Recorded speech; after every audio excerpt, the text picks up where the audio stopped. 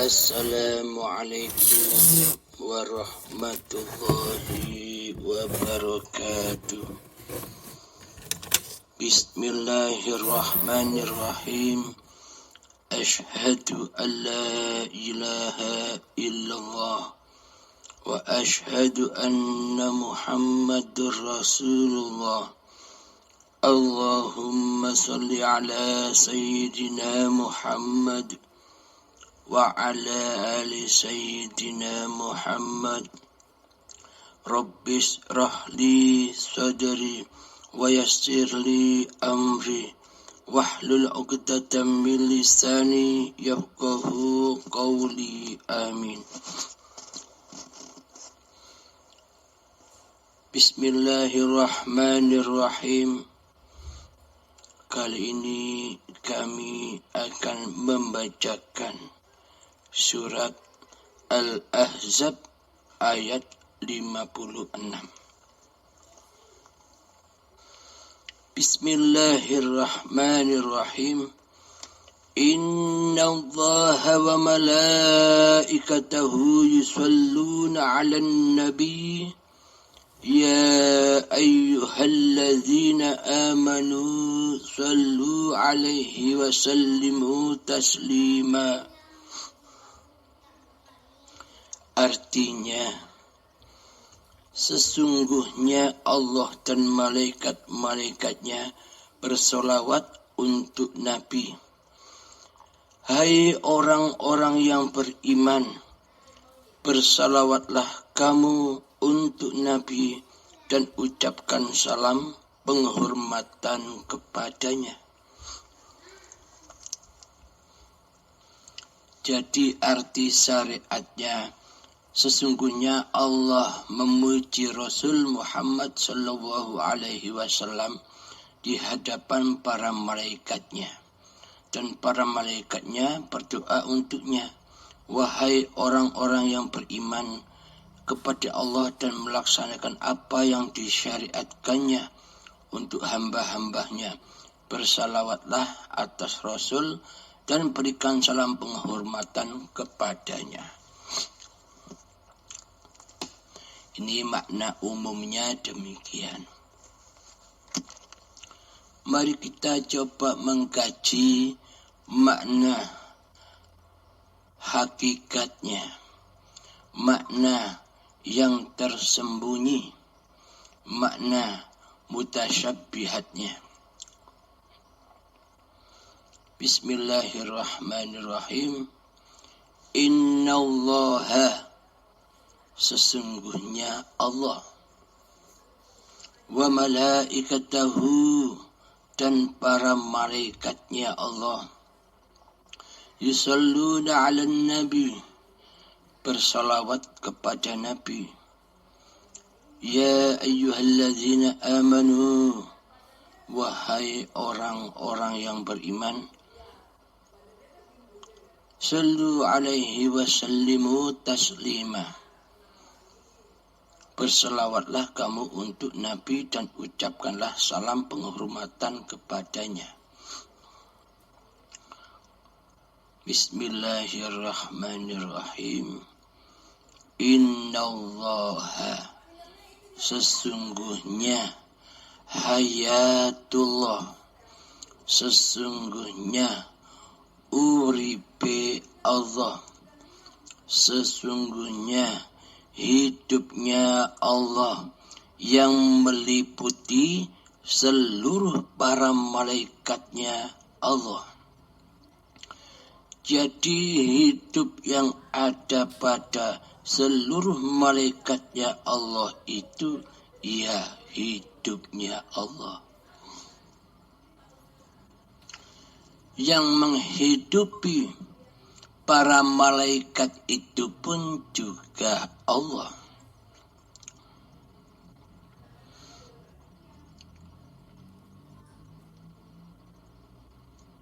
Innallaha wa malaikatahu yusalluna 'alan nabi. Dan diciptakanlah Nabi Muhammad atau para nabi itu pun dari Zatullah, dari hidupnya Allah, dari uripe Allah juga. Jadi apa-apa yang tergelar di alam semesta ini, hidup yang ada pada para malaikat, hidup yang ada pada para nabi, hidup yang ada pada para rasul, dan hidup yang ada pada junjungan kita Nabi besar Muhammad sallallahu alaihi wasallam juga hidupnya Allah.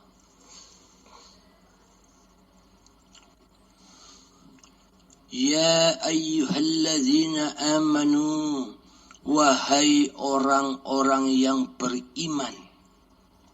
Siapakah orang-orang yang beriman itu?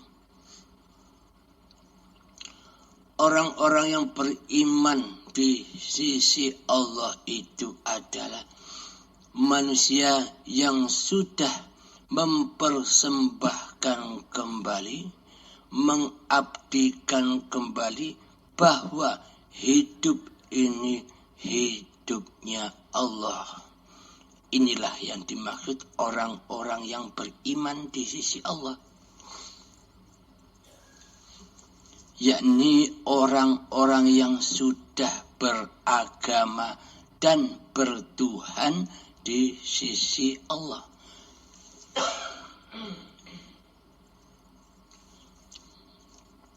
Lalu siapa pula yang dimaksud ya ayyuhalladzina amanu ini di sisi Allah?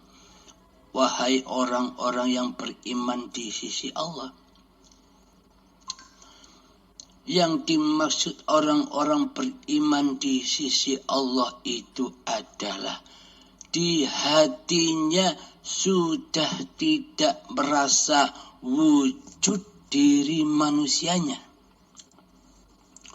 Di hatinya sudah tidak merasa hidup diri manusianya.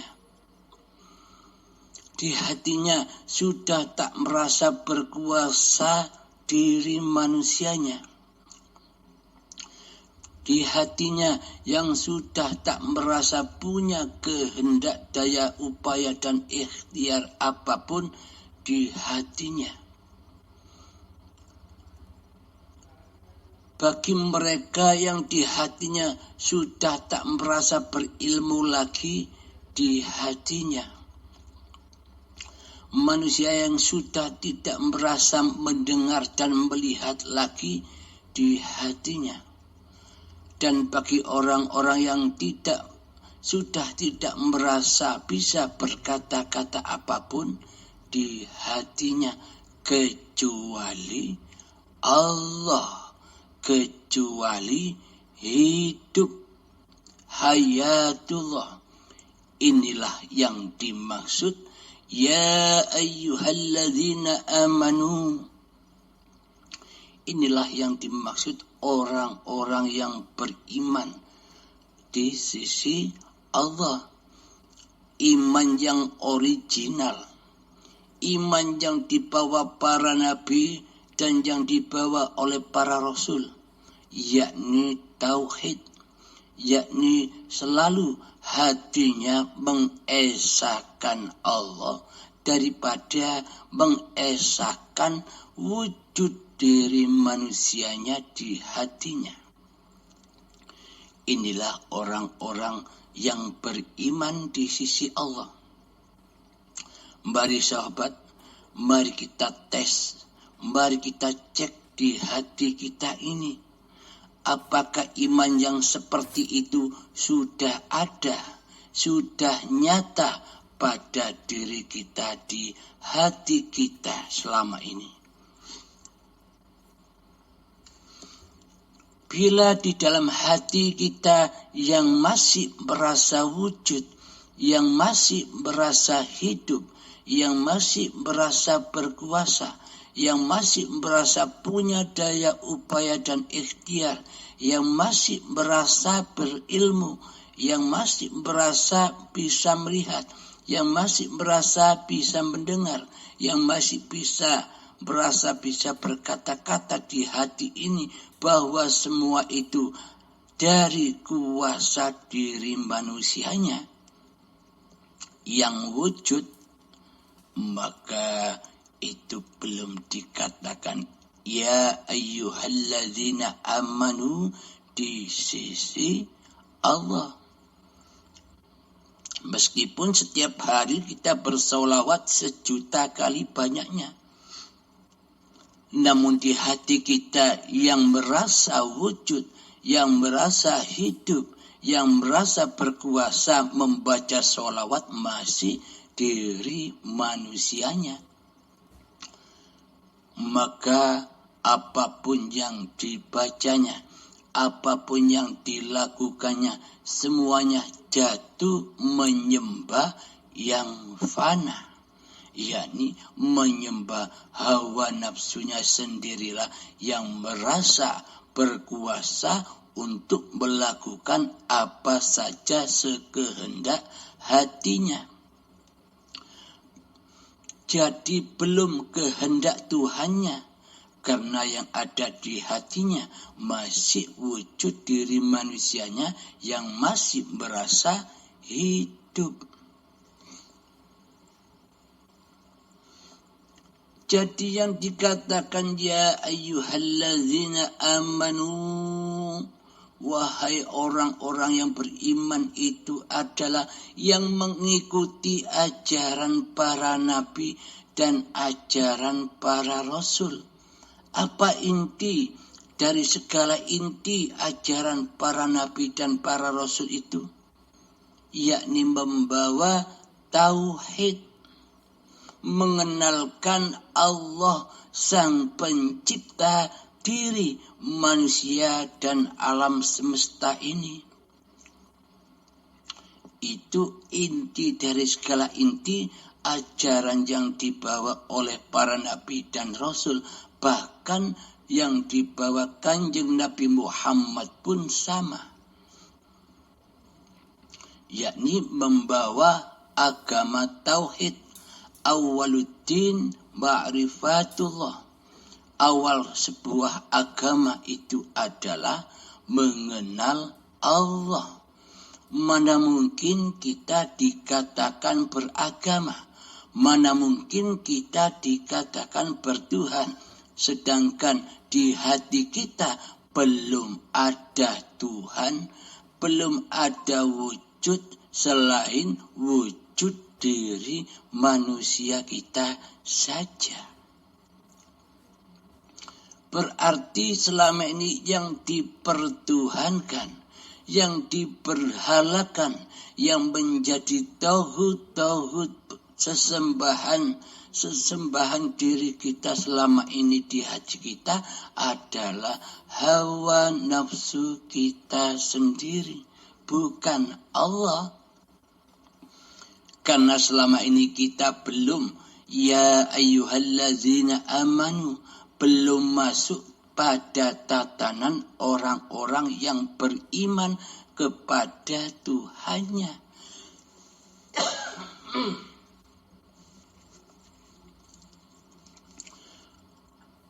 Bagi ya ayyuhalladzina amanu, bagi orang-orang yang beriman itu adalah manusia yang mengikuti aturan-aturan para nabinya dan para rasulnya,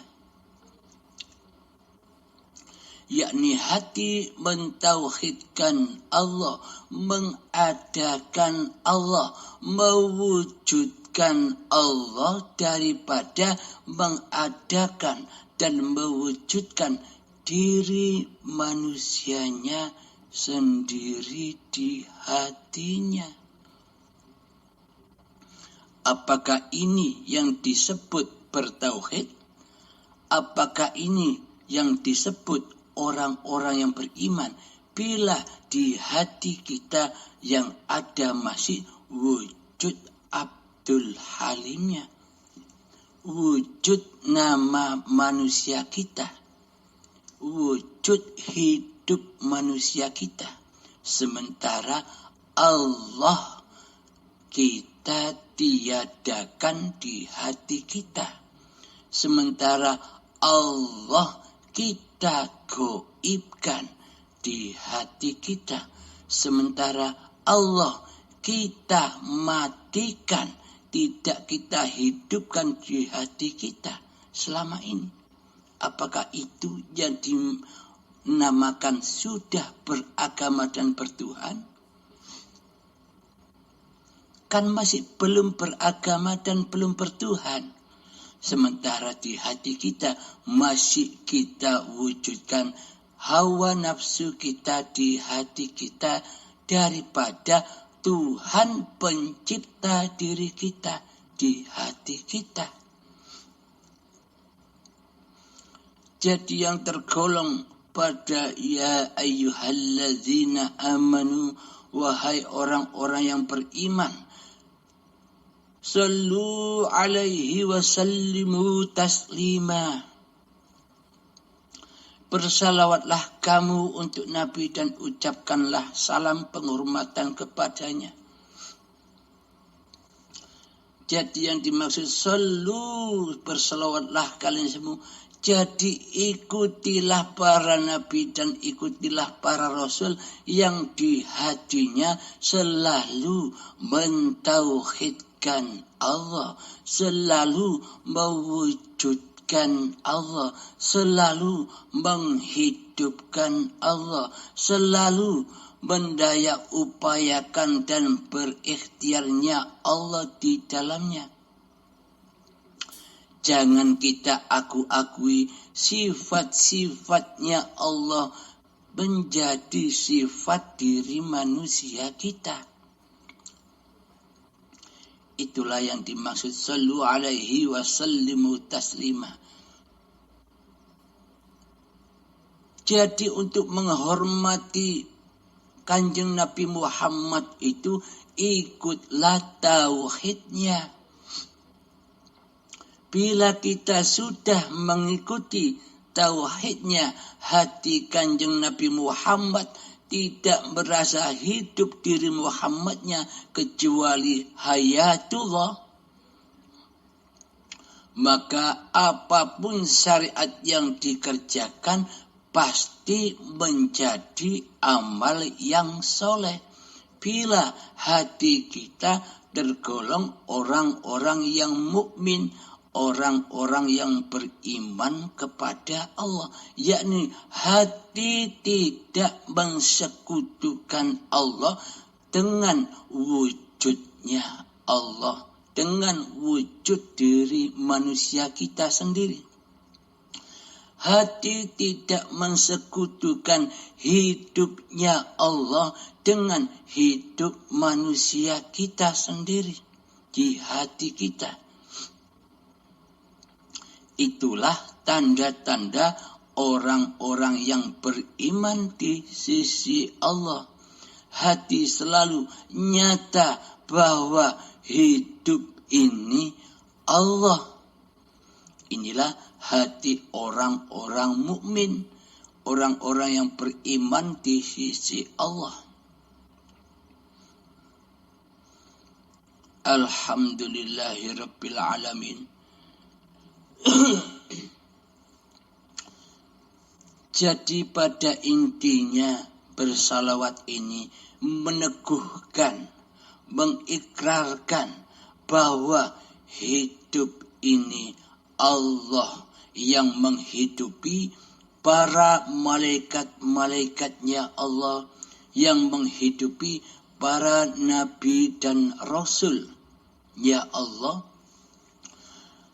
Dan wahai orang-orang yang beriman, lakukanlah juga seperti yang nabimu lakukan, yakni kedudukan hati, kondisi hati, tetapkan bahwa hidup ini Allah yang berkuasa dan menguasai apapun tingkah laku badan kita. Di saat sholat, Allah lah yang berkuasa di dalamnya. Di saat berpuasa, Allah lah yang berkuasa atas diri kita di dalamnya. ketika naik motor, Allah lah yang menguasakan badan ini naik motor. Ketika memasak di dapur, Allah lah yang berkuasa atas badan ini untuk memasak di dapur. Dan luaskanlah hal yang seperti demikian. Jadi nyatakanlah Allah, jadi nyatakanlah hayatullah lah yang berkuasa atas seluruh tindak lakunya badan ini. Seperti ketika badan ini masih berupa jadi tanah, digerakkan, dikuasakan oleh Allah sehingga tanah ini bisa bergerak, berjalan, berlari menuju tumbuh-tumbuhan, lalu bergerak lagi, digerakkan oleh Allah, disuapi makanan, diminumi. Tanpa suapan dan minuman, akankah cikal bakal badan ini bisa berproses, bisa berkembang? Tentu tak akan bisa. Jadi berkembangnya dari proses tanah hingga menjadi sperma, semuanya butuh proses dan makanan serta minuman. Bagaimana Allah cara menyuapi makanan dan minuman ketika badan ini masih dari tanah? Tentunya rahasia Allah. Sama halnya rahasia Allah yang sekarang kita rasakan. Seolah-olah selama ini diri kitalah yang makan dan minum. Seolah-olah kitalah yang berjalan dan yang berlari. Seolah-olah kitalah yang sholat dan yang beribadah. Seolah-olah. Tapi sesungguhnya rahasia di balik itu semua, tanpa adanya hayatullah, apakah ada af'al atas badan-badan ini? Jika tanpa Allah, apakah ada sesebutan-sesebutan makan dan minum? Jika tanpa Allah, apakah kita bisa makan dan minum sendiri tanpa hidup? Tanpa hidup, makanan dan minuman tak bakal bisa masuk ke dalam perut kita. Tanpa adanya Allah. Jadi yang memasukkan makanan, yang menyuapi minuman dan makanan, tentunya Allah lah yang maha akbar. Tentunya Allah lah yang maha pemelihara. Tentulah Allah lah yang maha menjaga apa yang diciptakannya.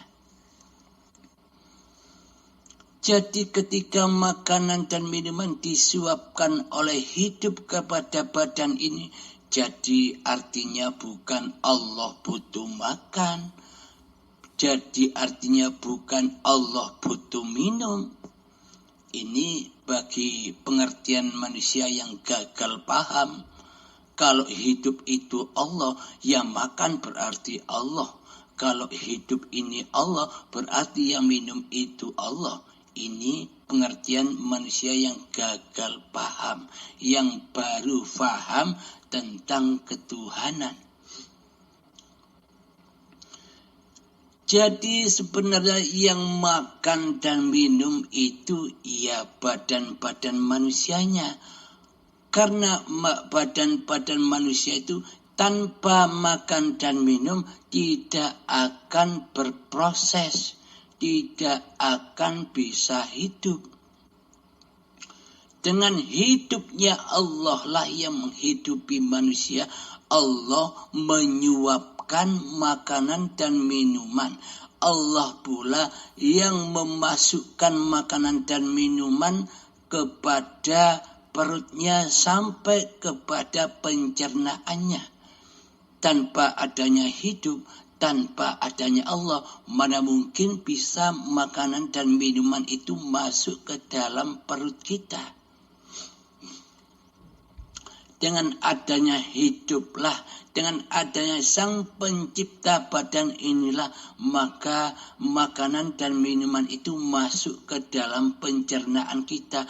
Allah pula yang memilah-milah, Allah pula yang memilah-milah syaripati makanan dan minuman itu sehingga menjadi darah, sehingga menjadi daging, sehingga menjadi energi kekuatan, sehingga menjadi vitamin dan kotoran. Siapa yang memelihara, yang mengatur di dalam tubuh kita? Apakah kita sendiri? Inilah bukti bahwa hidup dan badan ini bukan milik kita. Kita jangan mengaku-aku di dalam hati kita bahwa ini hidupku, bahwa badan ini badanku. Jika kita mengaku-ngaku bahwa ini hidupku, ini badanku, inilah manusia-manusia yang di luar iman kepada Allah, yang mengimani bahwa dirinya lah yang menjadi Tuhan, yang menjadi pengatur badan-badannya, sok mengatur, sok jadi Tuhan. Seperti yang kita alami selama ini sebelum kita mengenal Allah.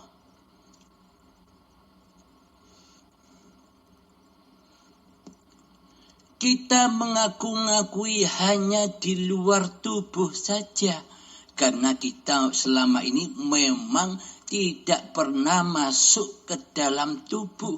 Kita hanya berpenampilan di luar tubuh, seolah-olah kita ngaku-ngaku tubuh ini milik kita.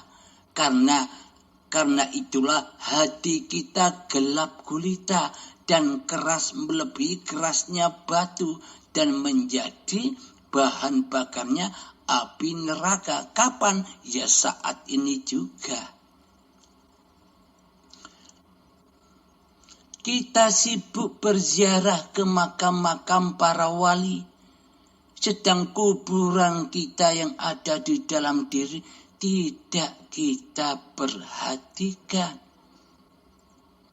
Cobalah masuk ke dalam dirimu, bacalah dirimu, Iqra kitabak, bacalah kitab-kitabmu. Iqra, bacalah. Bismi rabbikal ladzi khalaq, dengan nama Tuhanmu yang menciptakan dirimu. Jadi dengan apa kita membaca diri?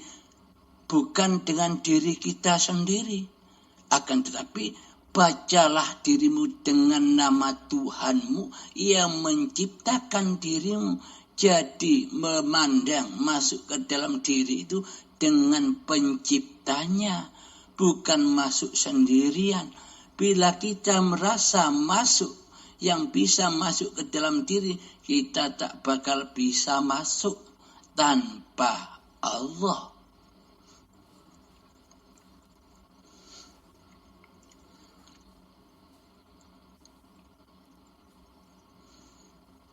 Inilah bukti-bukti iman kepada Allah. Jadi tidak mengaku-aku bahwa hidup ini hidupnya manusia, bahwa badan ini bukan badannya manusia. Sesebutan-sesebutan tentang nama manusia kan adanya ketika kita masih hidup. Semua itu hanya sesebutan saja. Maka dari itu bersolawatlah kepada Nabi Muhammad sallallahu alaihi wasallam sebagaimana Allah dan para malaikat bersolawat kepadanya.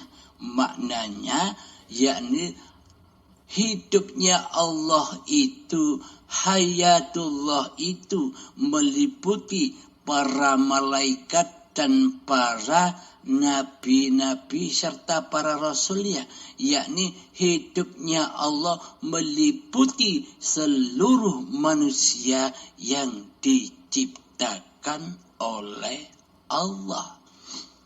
Itu intinya. Jika sudah nyata hidup ini Allah di hati kita, maka nyatalah Allah yang Maha Esa, Allah yang Maha Ahad, dan leburlah diri manusianya kembali ke alam keabadiannya. Dulu dari Adam, dulu dari tiada, kembali menjadi tiada. Yang ada hanyalah Allah Subhanahu wa ta'ala. Alhamdulillahi Rabbil Alamin. Semoga kiranya pengkajian tentang sholawat ini bisa kita pahami, terutama diri saya sendiri dan kita semua. Semoga kita bisa melanggengkan, melaksanakan apa yang diperintah Allah kepada kita semua. Ya ayyuhalladzina amanu, orang-orang yang beriman di sisi Allah. Semoga kita bisa mengemban amanah ini bersama-sama fid dunya wal akhirah. Akhiru kalam. Assalamualaikum warahmatullahi wabarakatuh.